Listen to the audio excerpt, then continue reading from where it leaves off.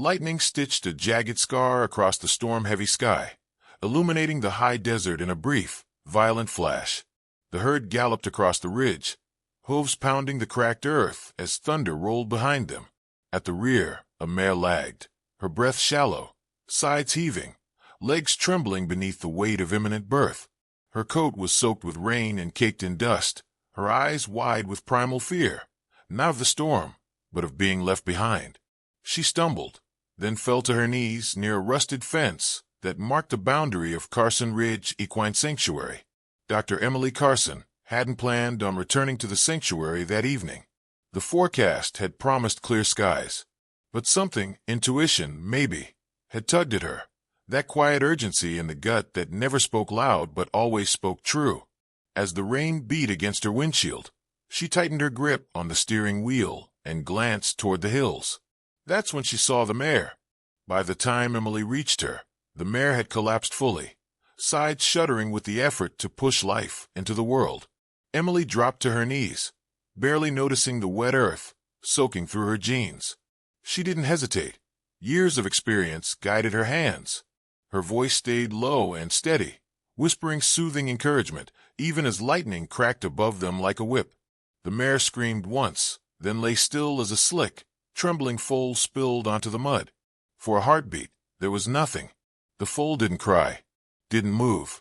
Emily's heart slammed against her ribs. No, come on, she whispered, clearing his nostrils, rubbing his chest with frantic hands. Breathe. Then, impossibly, he did. A gasp, a twitch, and then a low, strangled whimper as the tiny creature drew his first breath. Emily exhaled too, only then realizing she'd been holding it. The mare's eyes fluttered shut. Her sides stopped rising. Emily pressed her hand to the still warm body. Gone. She looked down at the foal, now curled in a loose ball, legs tucked beneath him, as if refusing the world he'd just entered. He was small, far too small. His legs were narrow reeds, shaking when he tried to lift his head. Emily expected him to struggle for hours, just to stand. Foals born early often did. But then he shifted, planted his front hooves, and, with trembling strength, pushed himself upright. Emily blinked, momentarily convinced her eyes were playing tricks. He stood, legs wobbly but locked, head raised high, ears flicking toward her voice. Then he did something that rooted her in place. He stepped forward, not toward his mother, not toward shelter, toward her. One step, then another. Mud clung to his tiny hooves. His breath fogged the night air as he reached her, lifted his head, and touched his muzzle gently to her soaked jacket. The storm quieted, as if nature itself was holding its breath. Back at the sanctuary barn, the staff rushed to prepare a stall. Emily said nothing during the drive, her arms wrapped protectively around the foal swaddled in towels. No one questioned her silence. Her reputation as a capable, composed professional was legend in this valley. But tonight, her mind was far from clinical. In her office, under the warm glow of a desk lamp, she studied him through the stall window. The foal lay curled in a bed of straw, already asleep, his breathing soft and rhythmic. A strange feeling stirred in her chest, familiar, unwelcome. A memory. Another foal, years ago. One she'd raised from the moment of birth. Comet. Her pride. Her partner. Lost in a surgical accident, she still replayed every night in her sleep. She hadn't taken in another long-term case since then. She couldn't bear it. Not again. And yet here he was. This fragile, strange little colt who had bypassed instinct to come straight to her. Her rational mind cataloged the possibilities: confusion, maternal scent transfer, shock. But her gut said otherwise. The next morning, she ran tests. The foal, whom the staff had begun calling Thunderheart, a nickname born from the stormy night and his defiant first steps, showed no signs of trauma, no sign of neurological damage, no elevated stress response, just a healthy heartbeat and an unusually sharp gaze. Still, something didn't sit right. Later that day, as she examined his tiny limbs, Thunderheart locked eyes with her again. Not just looked locked, unblinking, a look that made her breath hitch. There was depth in it, something observing, assessing. She pulled her hands back slightly. "You're just a baby," she murmured, half to him, half to herself. When she left the stall, he stood again, shakier now but determined. He walked to the stall door and pressed his muzzle against the gate, watching her go. The next few days passed in a blur. Word of the foal's strange behavior and miraculous survival spread quickly through the sanctuary. Volunteers shared hushed stories, how Thunderheart seemed to recognize different people, how he avoided loud noises but gravitated toward music, how he never cried out, never panicked, as if he'd lived this life before. Emily hated the gossip, hated how easily humans wrap mystery in magic to avoid facing the unknown. But when she returned to her office one evening to find Thunderheart had somehow unlatched his stall and was standing quietly beside her desk, waiting, she couldn't ignore the crawling sensation at the back of her neck. He wasn't supposed to be able to do that, not at 2 days old, not without watching someone do it first. That night, she sat alone in the barn long after the staff had gone. Thunderheart rested against her legs, eyes closed, breathing calm. She ran her fingers along the small white patch on his chest, a crescent-shaped birthmark, identical to Comet's. No, it couldn't be. And yet, she didn't cry.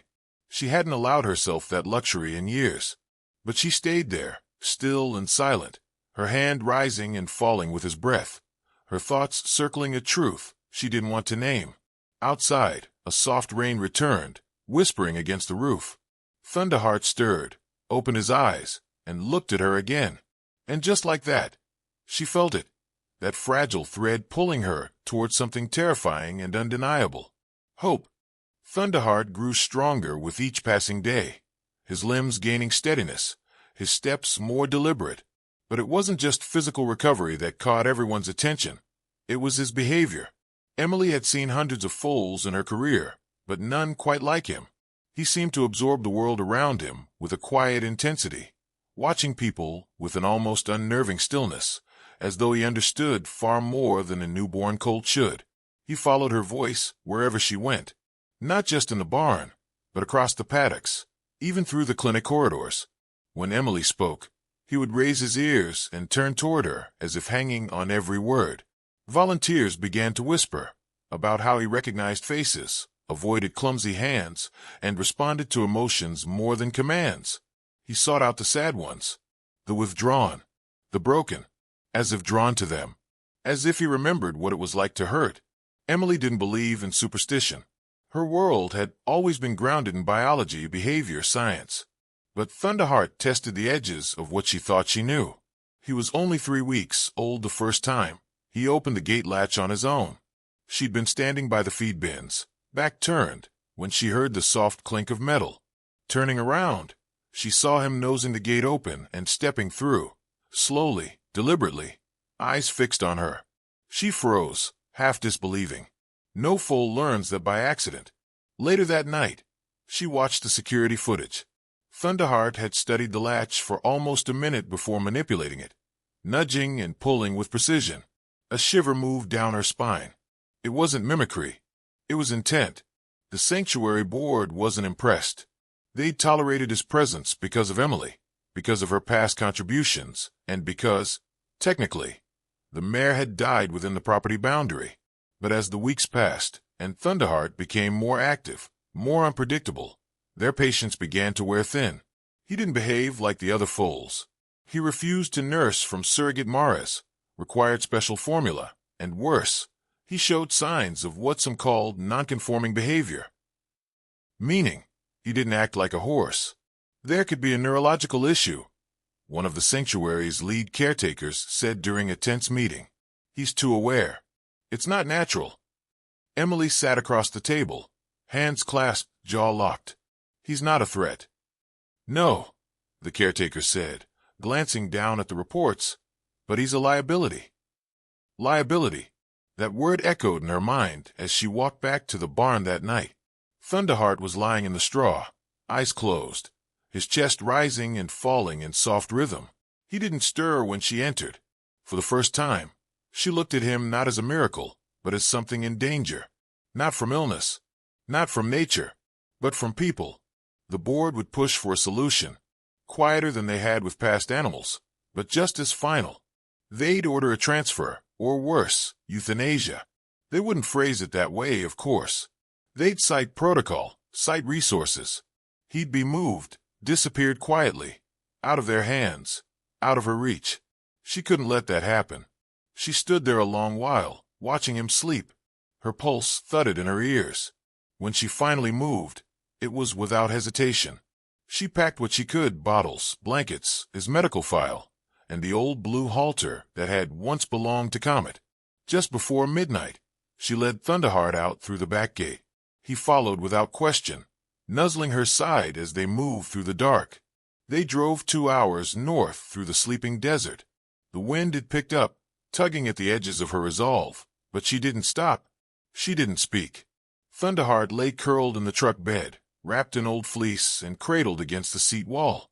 The moon cast long, silver shadows across the sand as they reached the turnoff, an unmarked dirt road leading to the abandoned ranch her father had left her years ago. Carson Ridge. She hadn't stepped foot on it since Comet died. Dust kicked up behind the tires as the truck rolled to a stop. The main barn loomed in the darkness, its silhouette weathered but strong. Emily opened the gate, and Thunderheart stepped down, blinking into the night. He paused, nose lifted as if tasting the air. Then he walked forward, slowly but surely, toward the barn's wide double doors. He stopped only once, at the fence post where Comet had been buried beneath a lone pine. She didn't speak. She couldn't. Inside, she laid down fresh straw, filled water troughs, and set out what supplies she'd brought. Thunderheart circled the stall once, then settled into a corner, his legs folded beneath him, his eyes still following her. For the first time in years, the silence didn't feel heavy. It felt safe. She found herself sitting in the loft that night, knees drawn to her chest, looking down at him. In sleep, he looked almost ordinary. Just a colt. Small, fragile, with 2 long legs and a crooked little mane. But there was nothing ordinary about the way he'd come into her life. Nothing normal about the way he looked at her. Through her, sometimes. As dawn painted the hills in pale orange, she whispered aloud what she'd been avoiding for days. "Why you?" He stirred in his sleep, ears twitching. Emily closed her eyes. For the first time since Comet, she felt the ache of hope stirring beneath the weight of grief. It terrified her, but it also kept her breathing. She wasn't ready to believe in miracles. Not yet, but she was ready to fight. And if the world wasn't ready for Thunderheart, then she would make a place that was. Here, on this forgotten land where she had once raised a legend. Here where maybe, just maybe, he'd come back to her. The days at Carson Ridge took on a rhythm of their own, quiet, deliberate, and filled with purpose. Emily woke before the sun, fed Thunderheart by hand, and spent long hours rebuilding the parts of the ranch that had fallen into disrepair. It wasn't just about keeping the place standing. It was about creating a world where Thunderheart could exist without judgment, without fear. The sanctuary had treated him like a puzzle that didn't fit. Here, he was simply himself. Thunderheart adapted to the space, as if he'd been born to it. He moved through the paddocks with grace, studied the terrain with measured steps, and navigated the broken fence lines and fallen beams as though he remembered where they used to stand. Emily watched him from the porch each evening, notebook in hand, documenting behaviors that defied her understanding. He mimicked her routines, nudging open tool chests, following her to the feed shed, even pawing at the barn radio until it clicked on. But it was more than mimicry. It was memory. He favored the eastern paddock, the same one where Comet had been trained. He hesitated near the old forge, where her father used to shoe horses. He even neighed, at twilight, in a tone so eerily familiar it made Emily drop the wrench from her hand the first time she heard it. She wanted to dismiss it, to chalk it up to coincidence, to projection. But the pattern kept repeating. Each time she tried to rationalize, Thunderheart did something that unraveled her logic. One morning, she stood in the tack room searching for an old halter when she heard the barn doors creak open. Thunderheart slipped inside, slow and quiet. He approached the shelves, brushed past her with the gentlest nudge, then reached up with his muzzle and pulled down the faded, blue leather halter Comet's. He placed it at her feet. Emily stared at him, heart pounding. It wasn't possible. And yet, it had just happened. Her journals grew thicker with notes, each entry more uncertain than the last. How do you document something science has no language for? She dedicated her life to evidence, yet every instinct told her that Thunderheart wasn't just special. He was familiar. Too familiar. Then, one afternoon, the quiet was shattered. She was at the edge of the north pasture, mending fence posts, when Thunderheart bolted past her, ears pinned, hooves throwing up clods of dirt. He didn't spook easily, so his sudden panic struck her hard. She turned just in time to hear a shriek echo from the lower paddocks. A mountain lion. The sound sent a primal jolt through her spine.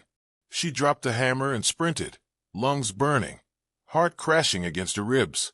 The sanctuary had dealt with predators before, but never alone. Never out here. By the time she reached the barn, chaos had erupted. A small pen of rescued foals, new arrivals from a nearby seizure, were huddled in terror at the back of the enclosure. The mountain lion had breached the gate, circling, growling low. Thunderheart stood between it and the foals, head lowered, ears forward, muscles tensed like coiled wire. Emily reached for the tranquilizer rifle, but knew she wouldn't make it in time. Thunderheart stamped the ground.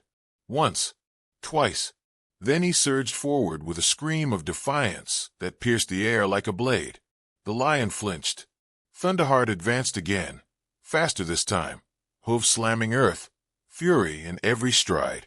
The predator hesitated, then turned and vanished into the trees.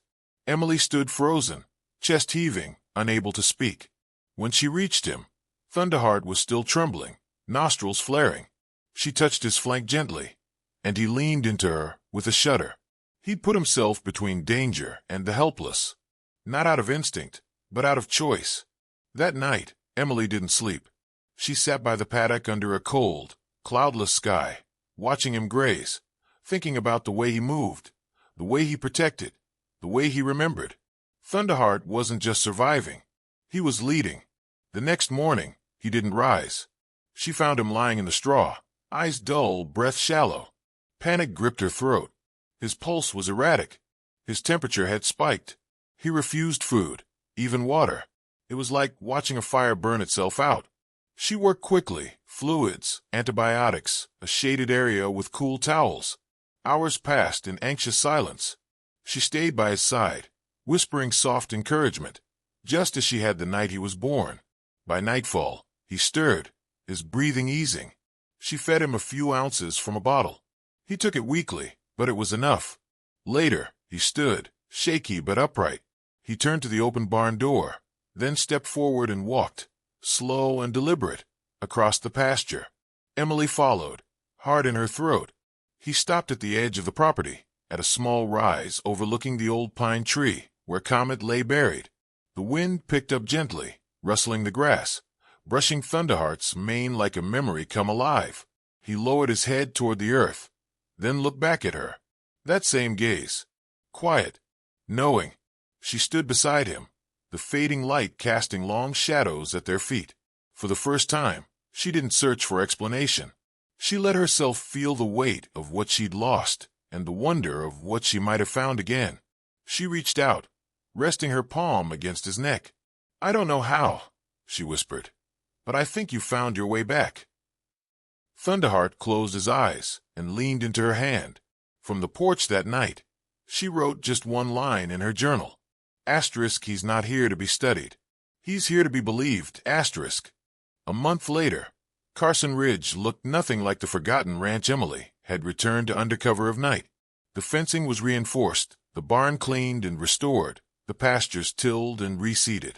But the greatest change was invisible, carved into the way she carried herself, in the steadiness of her voice, in the warmth that had crept back into her eyes. Thunderheart had given her that, without asking for anything in return. The world beyond the ranch, however, had not remained silent. Word of the unusual foal had leaked, first through whispers in veterinary circles, then as grainy photos online, then eventually as headlines. Reporters reached out. Scientists requested interviews. Some mocked the story as sentimental fantasy. Others were intrigued by Emily's guarded remarks and the strange behavioral data she'd recorded. But it was the footage of the mountain lion encounter, captured by a motion-activated camera, that turned curiosity into obsession. The video went viral within hours. It showed Thunderheart standing alone between the predator and the vulnerable foals, his stance steady, eyes locked, his scream ringing through the dark like a challenge. Then the lion retreating, and Thunderheart watching it go before turning back to nuzzle one of the frightened yearlings. Impossible, one zoologist said. That's not instinct. But it wasn't science that gave the moment power. It was what people felt when they watched it. Something ancient and human. Something sacred. Within a week, a national veterinary symposium invited Emily to speak. She declined at first. She had no interest in proving anything. She didn't need to. But Thunderheart's story was already bigger than her now. And she owed him the truth, not just to be seen, but to be understood. She accepted. The event took place in Denver, under glaring white lights, and in front of an audience of hundreds. Vets, behaviorists, skeptics, scholars, students. Thunderheart, now nearly 4 months old, stood calmly beside her in the presentation arena, taller now, but still lean, still luminous. He didn't fidget, didn't panic. He simply watched. Emily spoke plainly. She didn't dramatize the story.